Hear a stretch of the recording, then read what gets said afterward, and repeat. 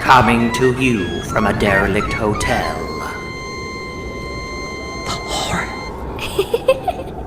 It's the Little Podcast of Horrors with James, Christina, and Chris.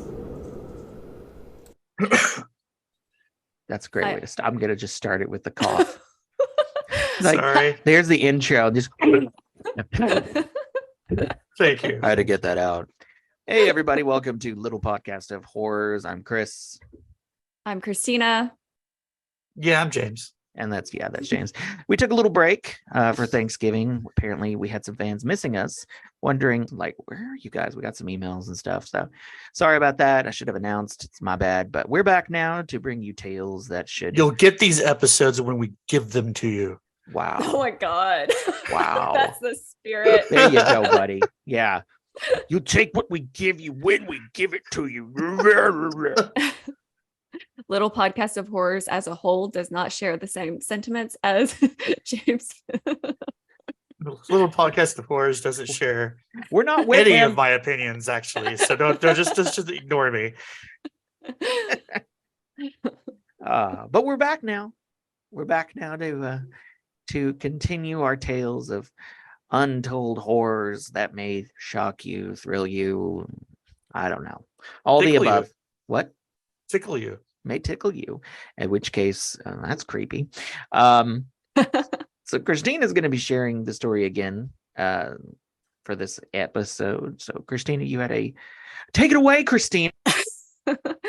Well, hold on though. What are we all drinking today?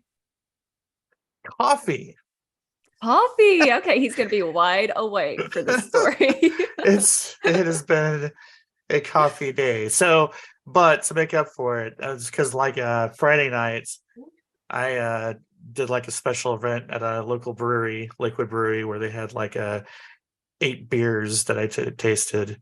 And then yesterday I did a growler of some Arkansas beer. And so like today is like it's coffee time. I feel like in this podcast you should have just been like sunglasses on, just been like, what are you drinking, James? Coffee. And a Bloody Mary on the side. Just double fisted. Well, I'm drinking Old Granddad Bottle and Bond, 100 proof. Tasty, delicious. Nice. I am drinking what I like to call my poor girl's sangria that I made. It is Boda Box Cabernet mixed with orange juice and a bubbly water. Nice. I like it. It's tasty. I'm gonna take a sip.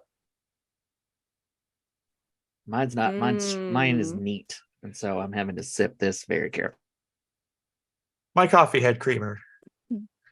Oh, so it goes down real easy.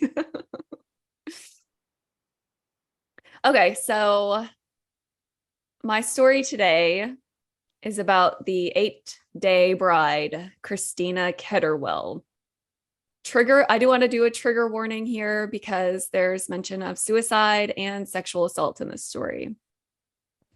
And I'm going to go ahead and cite 2 of like my main sources right now because I will probably forget as I get into this. So I used a site called the True Crime Files. There was a really good article by someone named Christine. I couldn't find their last name on the website, but it was a really cool website. There's like a lot of different cases and unsolved cases and stuff like that on there. So the True Crime Files, if you guys are interested.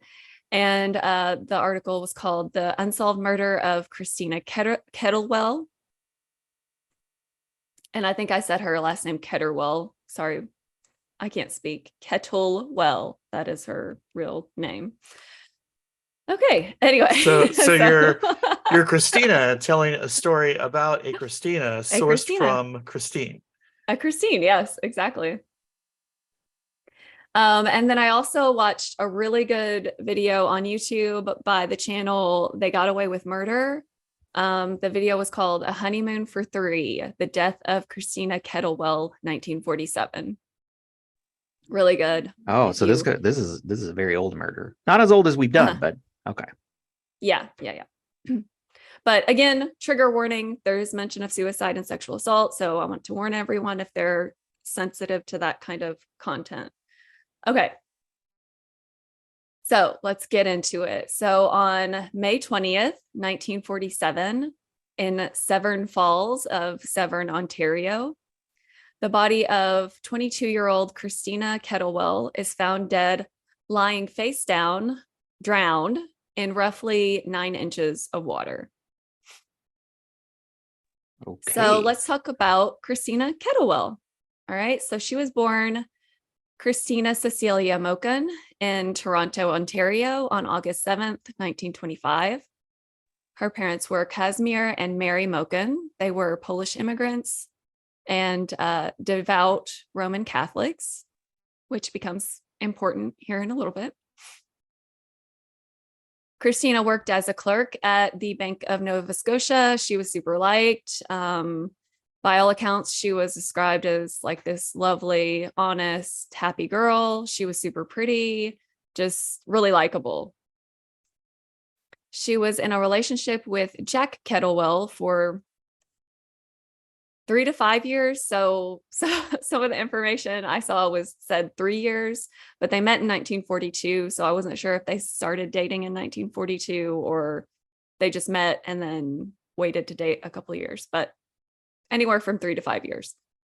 And she was previously engaged to a gentleman named Eddie Scora, who her parents preferred, but Christina really liked Jack. So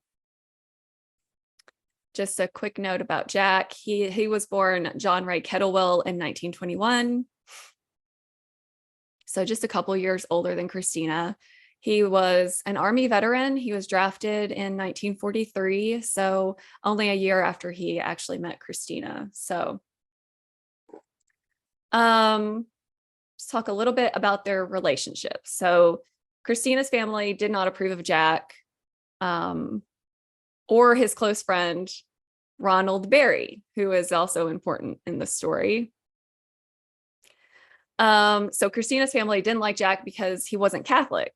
And then they didn't like Ronnie either. So they said they got weird vibes from him.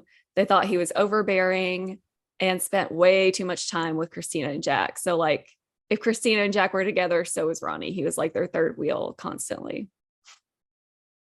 And they actually questioned whether Ronnie was like obsessed with Christina. But despite their best attempts, they were unsuccessful at keeping Jack and Christina apart. So rather than dump him, she just stopped going home and started staying with Ronnie and Jack in their 1-bedroom apartment. Oh, okay. Yeah. We're gonna get cozy here. Nothing strange going on with this one. Yeah. So her sister Helen was also concerned about their relationship and went to Jack and Ronnie's apartment to convince her to leave, but they had this big argument. Apparently the cops were called, and then Jack and Christina eloped a few days later on May 12th, 1947. And Ronnie, weirdly, joined the couple on their honeymoon. What? Because that's natural. That is not. Hey guys, can I come? Hey, Yeah. make room. Talk about a third Friendship. fucking wheel. Friendship. Okay. What side of the bed you guys want? Because I like to sit in the. I like to lay in the middle. Y'all, it's too much. It's too much. That guy is like weird. Okay. Maybe he slept on the foot of the bed. Like a little puppy. It's like his puppy. Yes. I'm just gonna stay down here, guys. I hear. Bless his heart, rest in peace. Leslie Jordan. Hey guys, what y'all doing? Well, shit. R.I.P. man. Excuse me. All right. So let's talk about Ronnie Berry because he is an interesting character here. Third wheeling it. I'm just picturing him as basically the dude. Like he's just walking around in his robe and his slippers He got a White Russian. Drinking a White with his Russian. White Russian. Oh, Yeah. yeah, there you go. Okay, well, Ronald Berry was actually born Ronaldo Cufo in Naples, Italy. His family moved to the US. I did not get the year, but once they got into the US, he changed his name to more of like an American sounding name. His first name was sexier. I know, Ronaldo. I know. It might have been a Ronaldo better Cufo. sell for, I know. hey, for a honeymoon, can I bring my friend Ronaldo. Ronaldo. Ronaldo. Yeah. You like he's this Ronaldo Berry. But then instead it's just like, I'm gonna go with Ron Berry. Ronald Berry. Ronald Berry? Yeah, like his Shoot, original man. last name too, Cufo. I like that. Yeah, that's amazing. Like you said Cufo? Mm-hmm. Ronaldo Cufo. That's an amazing name. Mm-hmm. That's eons. That's slick. Yeah, man. I would be like, I don't care. Of course they're taking Ronaldo Cufo on their honeymoon. It's better than taking Ron Berry. Well, he changed his name to Ronald Eugene Berry. Eugene. Eugene. For I don't know bonus what his points. original middle name was, but Ronald Eugene Berry. You son of a bitch. How you been, man? That's what I would say. But like, oh my God. Somebody gave him some bad info. So good old Ronnie was known to be really outgoing, but also known to be a big time storyteller. That's the, diplomatic way to put it, I guess. Liar, liar, pants on fire. Yeah. He was also kind of a jack of all trades. So he worked a bunch of different jobs, including insurance, ballroom dancing, construction, and kind of eventually landed on real estate. And he employed Jack to work on some properties with him. He winds up overextending himself financially, borrowed some money against different properties. And he actually did buy the cottage that they stayed at on the honeymoon. So he was the owner of the cottage that they go to in Severn Falls. So again, like I said, borrowed too much money, got overextended, couldn't pay people back. You can use And my then- cottage for your honeymoon. If At a cost. if old Ronnie gets a ticket to the show. Gross. Ronaldo wants to tango, if you know what I mean. Okay. So Ronnie and Jack, we kind of said this before. They lived together in a 1-bedroom apartment where they shared a double bed. As you do. Yeah.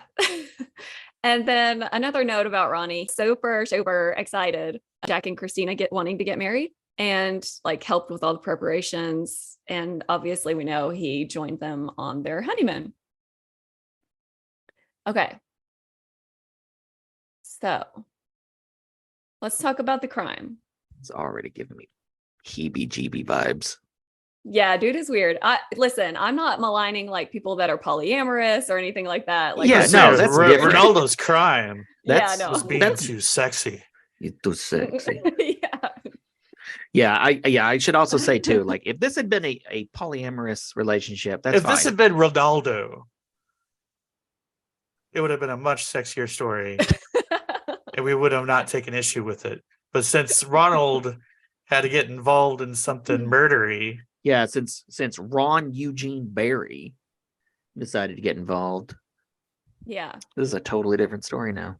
Yeah, there is no indication that Christina was in any way interested in him. But we'll I think I have some notes on that here later. Okay, so let's talk about the crime. So we talked about Christina being found drowned in 9 inches of water. She was found by a gentleman named Melville Sweet. He was a local boatman. He had gone out searching for her. So she was found with no shoes on and still in her pajamas, and her wedding ring was missing from her hand. So just a couple details about her condition. They also did not find any indication that she had been assaulted in any way. Okay, so they don't even think that she was like forcefully held down and drowned in the 9 inches of water. Like no Yeah, signs of a and struggle. Canada doesn't even have Mm-mm. murders, so this must have been especially shocking. Yeah. Like no signs of a struggle, nothing. Just No. she's just laying face down in 9 inches of water. Right. So here's what the autopsy revealed. Okay. So she was drowned. That was the cause of her death. They found a single cut on her toe and then codeine in her stomach. So Codeine. Cody? there you go. Mhm. What is? Yeah, I do not know what that is.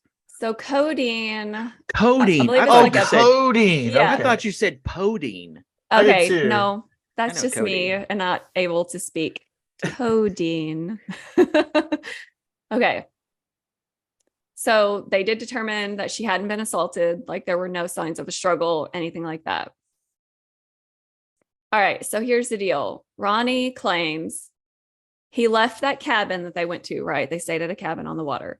He left the cabin to sunbathe. I think I didn't write it down, but I think it was like at 11 a.m. Like he left early in the day to go sunbathe. He returns to the cabin around 6:30 p.m. and to find the cabin on fire. So he enters the cabin searching for the couple. He finds Jack on the sofa, unconscious. He couldn't wake him up, so he drags him out of the cabin. Ronnie claims he tried to find Christina, but couldn't. So he asks the neighbor to try to put out the fire while he takes Jack to the hospital. I think it's important to note, because I don't see it right here, but it's important to note that apparently this cabin was reachable only by boat. So it would have taken him a while to get to his car and get him to a hospital. A secluded cabin in the woods, accessible only by boat. But there were other cabins around. So it's not like totally secluded. There were other cabins because there was at least one neighbor. Despite his neighbor's effort to put out the fire, the cabin burned to the ground within an hour. So Jack was taken to Soldiers Memorial Hospital, and once he regained consciousness, Jack testified that he had been mostly unconscious and didn't remember anything after 11 a.m. So he says he doesn't remember anything after Ronnie left, basically. Okay, so here are some of Ronnie's claims. So Ronnie claims, while on the honeymoon, Christina was wildly emotional, fluctuating between inconsolable crying and unresponsive or uncommunicative, basically. Well, if Kind of you like had a Ronnie attitude. coming along for your honeymoon, who Mhm. wouldn't be? Yeah. Yeah. It's like Ron Barry's crashing the honeymoon. I'd be inconsolable. I'd Yeah. be moving through all of Fucking those creeper. emotions and more. Was this a 1-bedroom cabin too? I actually think so. God. Yeah. I don't know why she was inconsolable.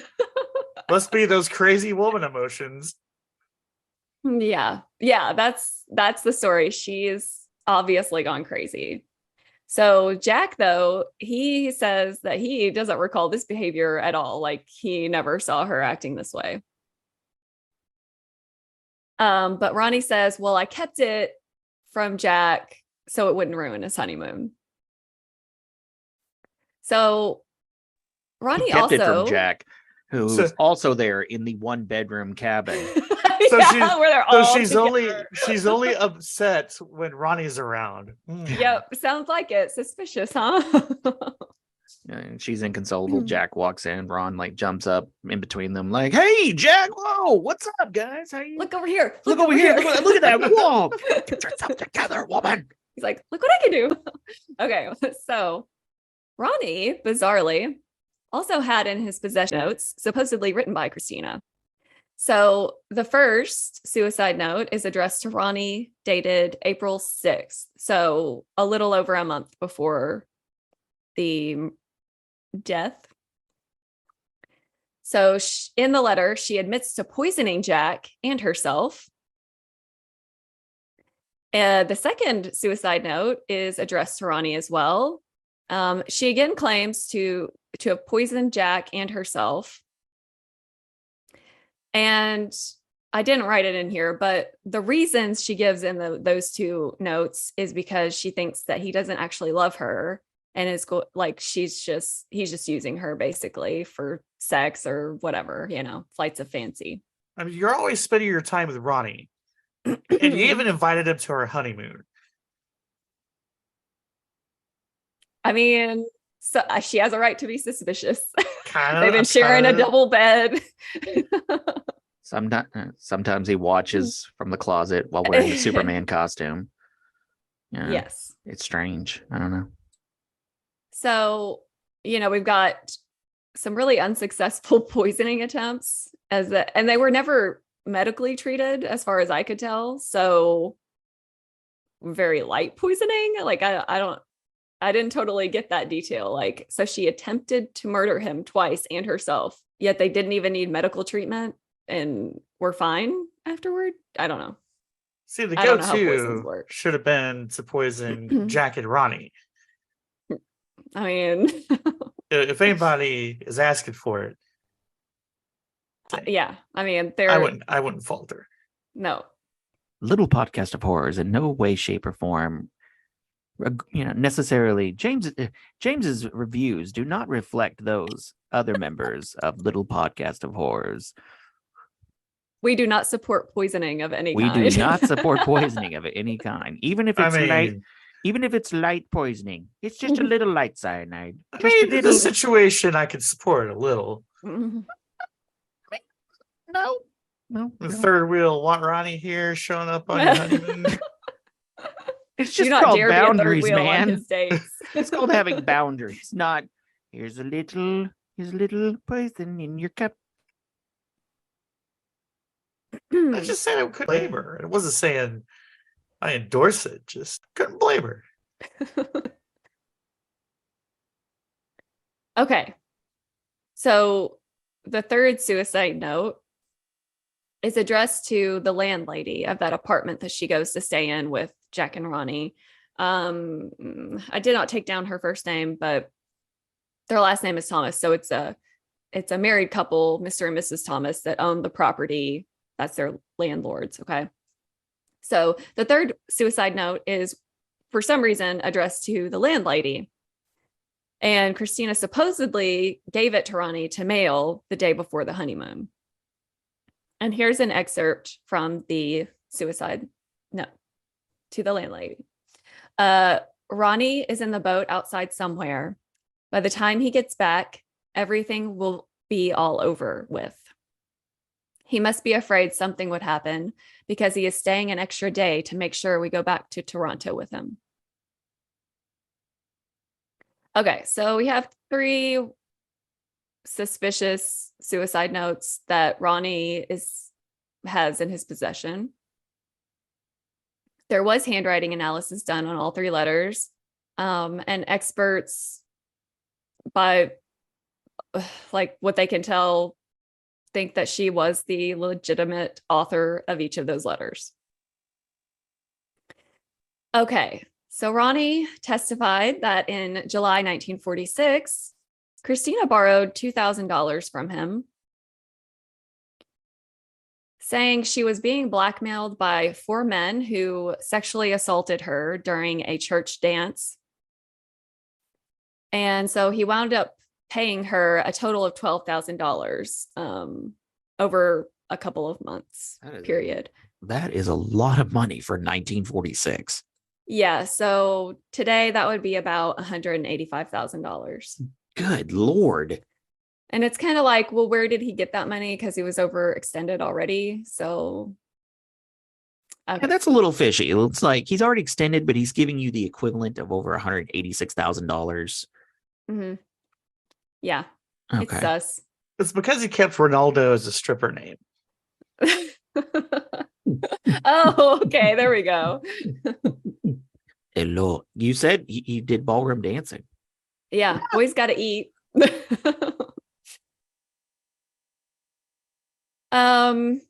Okay. So then one day she comes in with an envelope of $10,000 and she says to Ronnie that her blackmailers gave this money to her, Hey, which hey, literally makes That's no not how sense. blackmail works. Yes, that's not that how makes black. Yeah. literally Hey, no listen. sense. We've given you a hard time. Here's a refund. Go buy. Enjoy Don't Christmas. spend it all in one place. Don't spend it all in What- one. What? We are talking about Canada though, so it's not too far out. I mean, Canada's a really nice Just some place. they're polite blackmailers, you know. Yeah, they Wow. were like feeling really bad. They were like, you're really tight on money. So like, let me give you back 10,000, We're- this 12,000 that we took. 2,000's plenty. We're good. Yeah. We're good on this end. We Here's shouldn't be 10 so yeah, greedy. We shouldn't be. We're sorry. We're Sorry clearly for blackmailing you. upstanding. Sorry. Yeah. Sorry for the sexual assault and sorry we blackmailed you. Here's $10,000 back. Yeah, we got a Because little we're carried stand-up away there, yeah. guys. Okay, so Ronnie then claims that he tells her to basically go deposit this money in his bank account. And so she supposedly agrees to that and tells him that she does it. And then he finds out later that she gave the money back to the blackmailers instead of depositing the money. Wow. So there's like this weird exchange What of the money hell? going back and forth that makes zero sense. Look. No, So- I gave this to you. There you go. Like no take backsies. Okay. There you Well, go. No, because- this was I was feeling bad and giving you this money back, eh? No, I can't take this from you, eh? oh my You god. gotta take it back, eh? Y'all, this was so hard to follow. I didn't even put everything in here. It's so hard to follow. So- this is weird. Ronnie's got the weirdest story of all time. Well, then his story changes substantially about like what happens the day of the accident or whatever he wants It's to call almost it. as if he was known for telling stories. Almost, yeah. So, at first he claims he returns to a burning cabin and rescues Jack with no Christina in sight, right? Well, then he comes back and says Christina was actually in the cabin when he returned.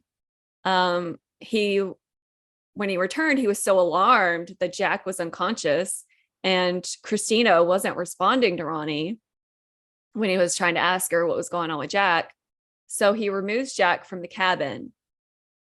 Then he sees smoke coming from the kitchen and he goes back in to get Christina, but she's nowhere to be found.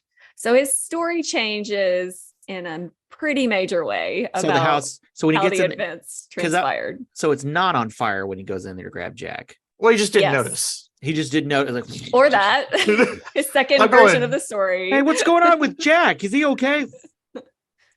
What's wrong with you? Why Crickets. aren't you responding to me? What's going on? Why is it a little toasty in here?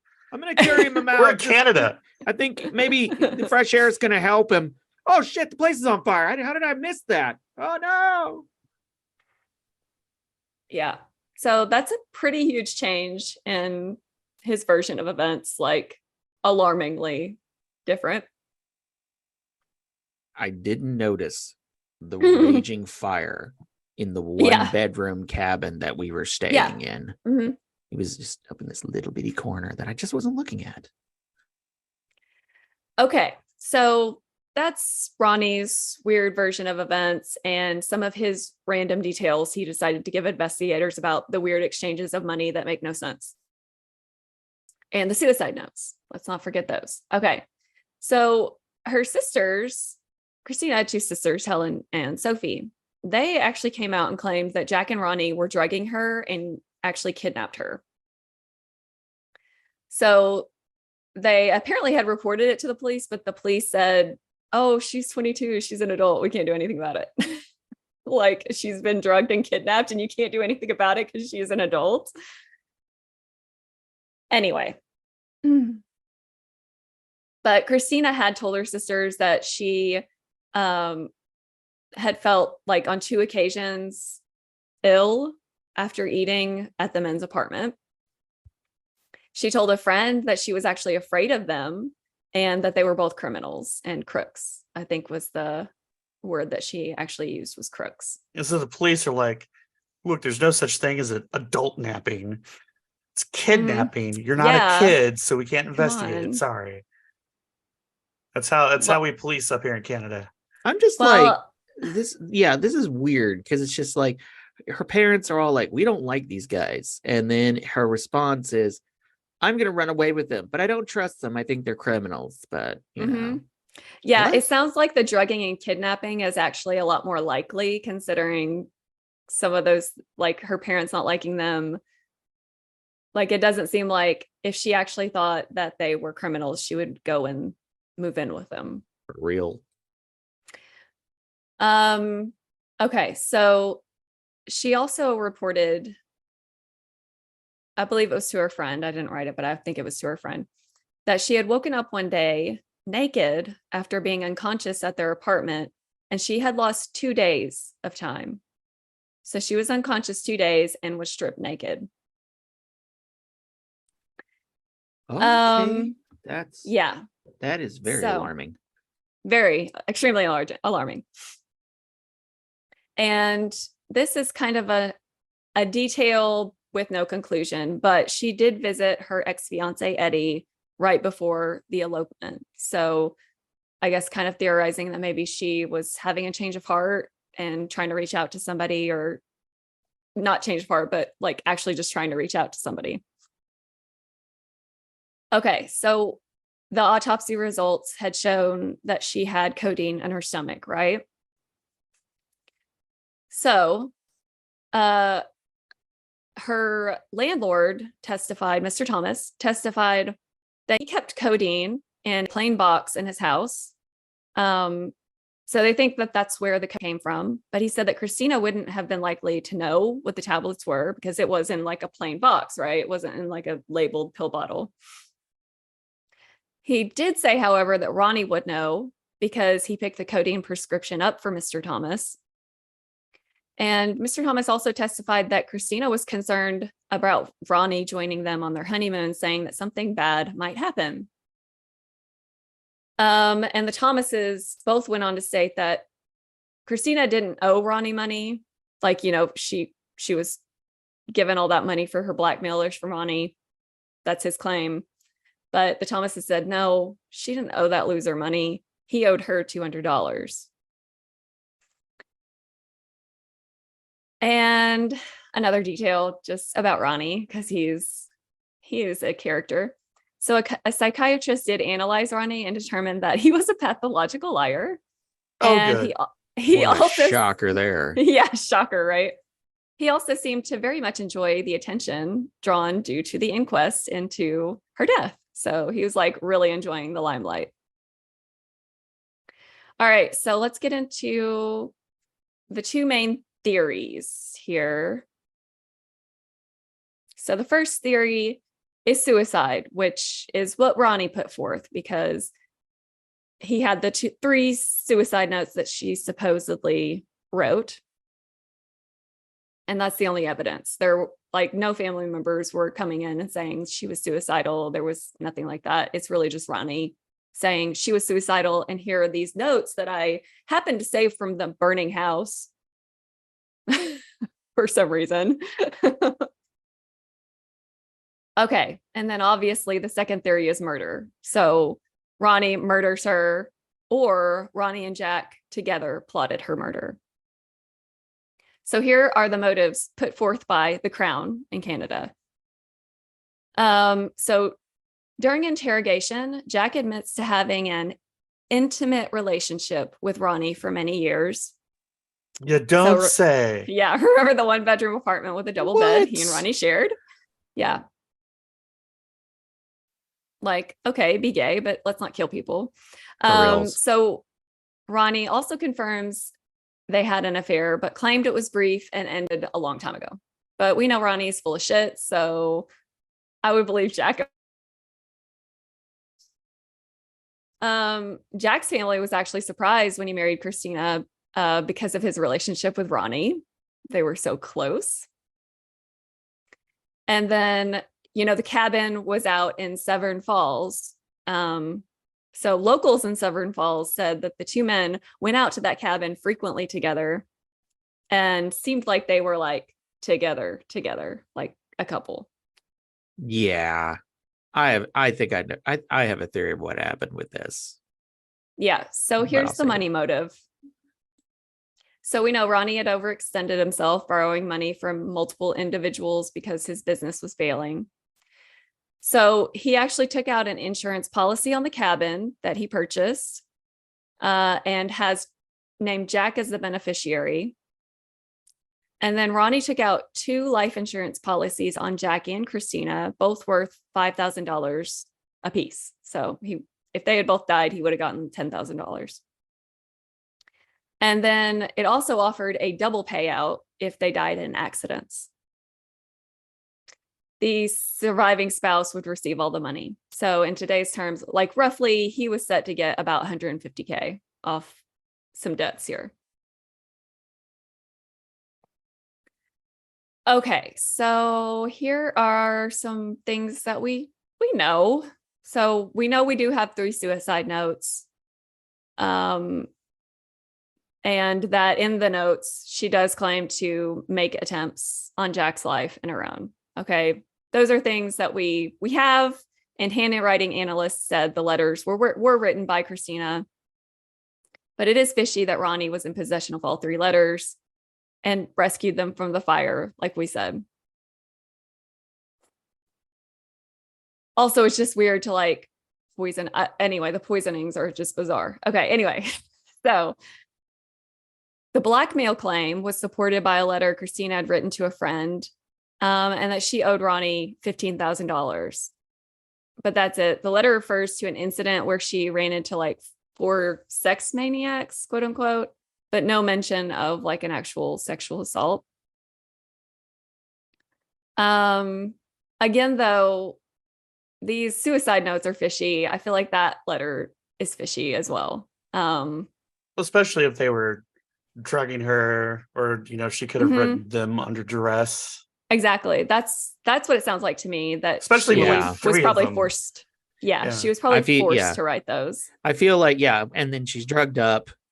And if any of this other part is true, that she's owing money, you could easily you could convince her. You just say, look, here's the plan, and this will get you out of debt. I'm seeing here, and maybe Christina, and I'm jumping the gun here. I'm seeing Ron here is jealous, and Ron wants Christina to die. And he also wants to kill 2 birds with 1 stone, actually 3 birds. So in this instance, he gets rid of her. He uses the insurance claim to get himself out of debt. And then, of course, he saves Jack, the guy he wants. So that way Jack is indebted to him. And so he gets what he wants. I'm thinking like this is just sort of a jealousy type fraud murder scandal. That's my theory. I think it's reasonable. Yeah. Okay. And then the last thing we know, Christina did openly state she wanted to marry Jack, and their priest who officiated the wedding said she appeared normal. So he didn't think she seemed drugged up or under duress. Okay. Ultimately, the Crown decided that they didn't have enough evidence to charge either men in the death of Christina. 3 years after the death of Christina, Jack married. They had a family together but then separated in the 1960s. He never told his family about Christina, but they did find out on their own. Ronnie gifted his dog to Jack's toddler son in the 1950s, traveled to New York City, and vanished. He's never been seen or heard from again. So last thing I want to say before we just start talking bullshit, if you have any information on the death of Christina Moken, aka Christina Kettlewell, even after all these years, please contact the Ontario Provincial Police. So my thing is, she supposedly wanted to marry Jack, but it really does sound like there was a sexual assault that took place. They compromised her. Yeah. And so in the 1940s, she might have felt like she would have been disgraced and no one would have taken her. And so like Yeah. felt like she had to marry this guy. Yeah. So I think that can be explained away. Like, I don't Yep. think that she went willingly to do any of these things. I But- concur. It's quite possible So- too that, you know, yeah, if she's facing with that situation in the 1940s, and then this man who seems to, from what I understand, genuinely wants to marry her, that give, you know, in a way, because of the society and the way they thought at the time, it like gives her back her honor. You know, Mhm. I could see her wanting to go along with that, you know. I could Yeah. even see her being almost relieved in that situation. Like, here's a man, he wants to marry me. And even to the point she'd overlook probably what she already suspected between Jack and Yeah. Ron. So, Yeah. I mean, if everybody else saw that they were acting like Jack and Ronnie were acting like a couple, then yeah, surely she saw it too. she saw it, she knew. Mhm. But in the So- sense of being able to escape this other thing, I could see her overlooking it. Mhm. So here's Christina's questions corner. So number one, why would Ronnie want Jack to marry Christina if she had in fact attempted to kill him twice? Well, obviously, we don't think she actually tried to kill him. Right. What is the layout of the crime scene? That's kind of what I wanted to know, because apparently the area they were at could only be reached by boat, right? And then Christina was found at the water's edge, roughly 150 feet from the cabin. So how did Ronnie not see her body when he was getting Jack onto the boat to take him to the hospital? Right. My last question in one are, why attempt a murder suicide 3 times with poisoning when it's been so unsuccessful? Also, why take a bunch of codeine and then lie face down in a puddle of water? Yeah, it's the latter one that gets me. It's like, so all these other red flags. Nah, she just laid face Yeah. down in a puddle. Of course she did. Like, The no. obvious She answer was here. out. She was out. Somebody put her there. Yeah. Right. Yeah, that codeine, what I suspect is the codeine knocked her out. So somebody, let's just say, I would say Ron put her in the water face down. Any struggle she would have had, I mean, it would have been minor. It would have only taken moments to her to lose consciousness and then expire. And then Mhm. this is just my theory, and this is just me BSing. But I think he did that. I think he drugged Jack, because I actually, I don't know why, but I'm inclined to believe Jack, that Jack doesn't remember anything Mhm. after 11. And Ron is the only one that's trying to say, well, I wasn't there. I was sunbathing. It's like, okay. So he's removing himself from the scene, which that right there is a red flag to me. He's like, well, I wasn't there. And so it's like, I think he drugged both of them, Mhm. but only with the intention to kill her and then use him to save him, also to get himself out of his financial woes. And then in a way, hopefully Jack, because I think he wanted Jack for himself. Mhm. Because like I Yeah, said, like he's the one that's tagging along. He's the one that suggests the cabin. It's his cabin. It's secluded. Like this is his plan. Mhm. Yeah, I know that Jack's family feels that he was a good person and like wouldn't have anything to do with this murder. So I think the feeling is that he was also a victim, basically being drugged along with Christina several different times, like not even just this last time. So, I mean, obviously I don't know. It is still weird that he's still the beneficiary on a lot of those insurance policies. So Oh, well, it's a way you can't really know. Yeah. I think that's tactical. It's a way to, that way Ron could be like, see, I don't benefit from this.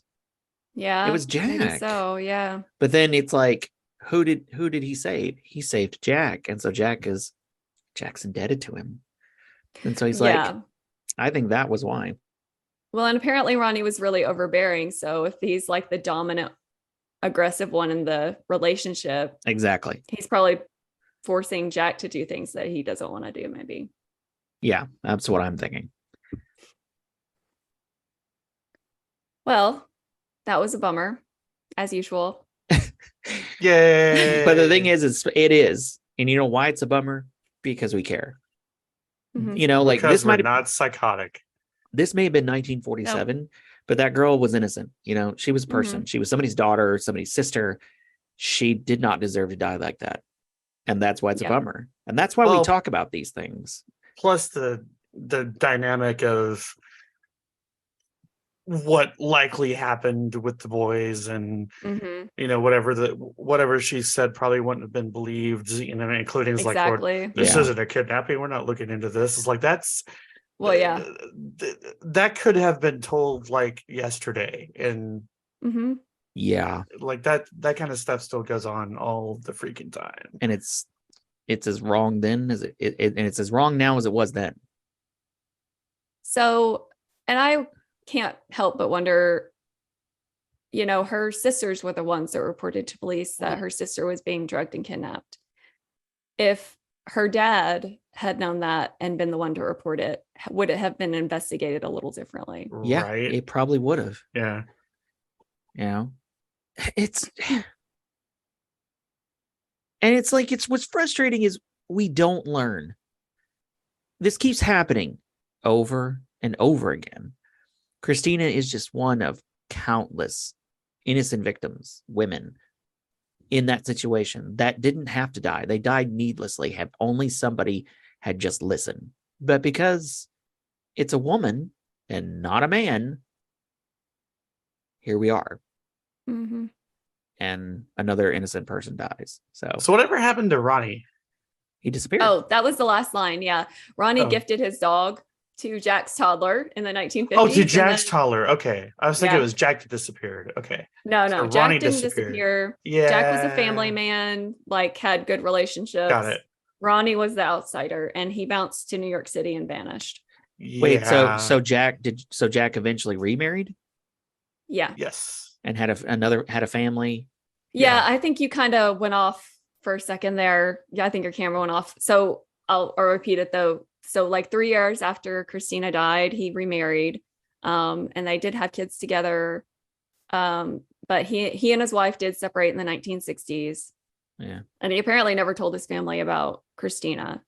They did find out, and I didn't write it down here, but I believe like one of the kids' spouses found out about her and did Oh. research into it and was like, what the fuck is this? And he would Yeah. never speak on it though. So he died taking all that to the grave. He didn't want to tell them about it at all. Yeah. And the fact that Ron did not get the result he hoped. So I mean, I guess all that money, Jack took the money and didn't give it to Ron. Or You know, I don't know. That is actually a really good question. I don't know what happened to the money. Because if that mean if my theory is true, it turns out to be true. So Ron's plan somewhat backfired. So that makes even more sense why Ron would just disappear, because you know he ended up without the money, without Jack, without the things he wanted, and so he just went off to disappear because you know it's better to disappear. So Well, I people feel won't like he maybe got the money if he disappeared. or he Yeah. got the money and he disappeared. I mean that But I'd be very interested I don't to find actually out. know. So Yeah, I'd be very interested to know who got the money. I Mhm. would imagine. Well, perhaps maybe they kind of split it. Who knows? I don't know. But and of course, Christina stated this earlier. But if anybody has any information on the whereabouts of Ron Barry, or If you are Ron Barry, no, that man's dead. That guy is yeah, long no dead. way. I mean, But just 1940. in case. Just in case. If you know about the whereabouts of Ron Barry, also known as Ronaldo Quiero, was that his name? Cufo. Cufo. Ronaldo Cufo. Ronaldo Cufo, please contact. What was it? The Ontario Provincial Police. Yes.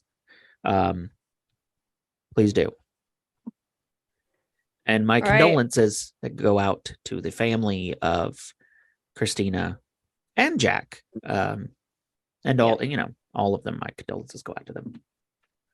Absolutely. Because that's going to be a hard thing, like, to discover that. Like, I don't know how I would take that.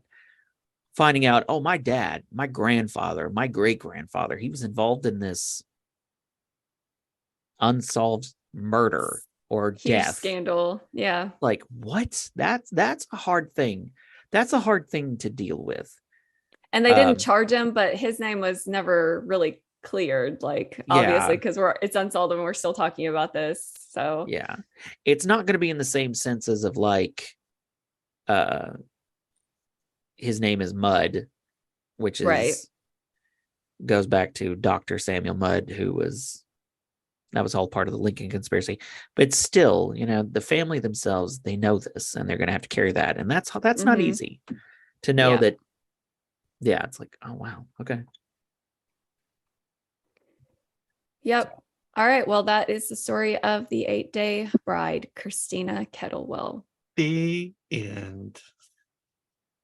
Hail Ashtar. Dang it. Gotcha. Beat you to Dang it. Great. Now you've converted her. That's fantastic.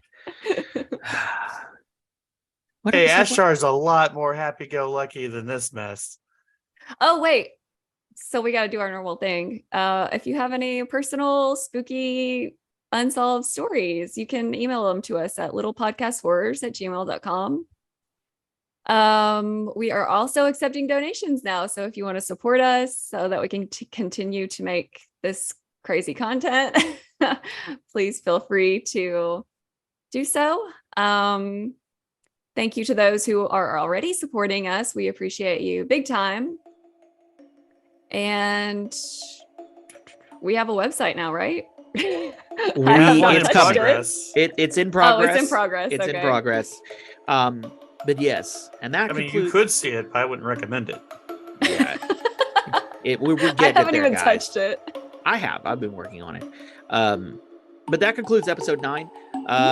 Please join us next Tuesday for episode 10. Now 10! We're gonna be number 10. So Aww. yeah, join us for episode 10. And as always, if you liked this, please like and share and tell others about our podcast. Other than that, have a wonderful rest of the week, everybody. Peace. Hail Ashtar. Hail Ashtar?